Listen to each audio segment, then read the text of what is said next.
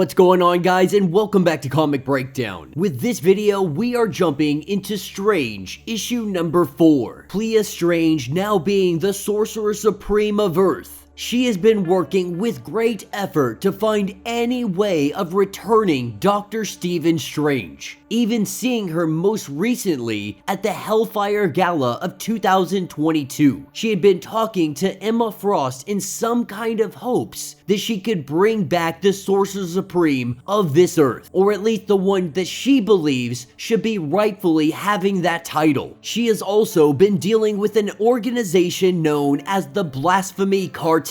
They have been targeting innocent magical refugees. That is also not the worst of her problems. That is because her mother is coming to dinner. Now, make sure that you guys have subscribed to the channel, you have liked this video, and with that being said, let's dive into this breakdown. Alright guys, so we are picking up in the Sanctum. It doesn't take long for the front door to ring, and we have the warlord of New Umaria, the Queen of Antarctica, Umar the Unrelenting, and also the mother to Clea Strange. As soon as her mother enters the doors, she starts critiquing everything. Clea absolutely despises that her mother is here to begin with, trying to figure out what she wants. On the outside of the building, we have the Blasphemy Cartel, who is currently getting all of their weapons pointed directly at the Sanctum, completely unaware of the attack that is about to go down. The two of them are having casual small talk and conversation. Really, what this conversation is coming down to is Clea's mother letting her know that she is proud of her. And that is because her mother believes that this was all part of Clea's long-term plan, positioning herself that she could take over for Sorcerer Supreme of Earth, believing that this is all a play for power, to take control of Earth and have it all to herself.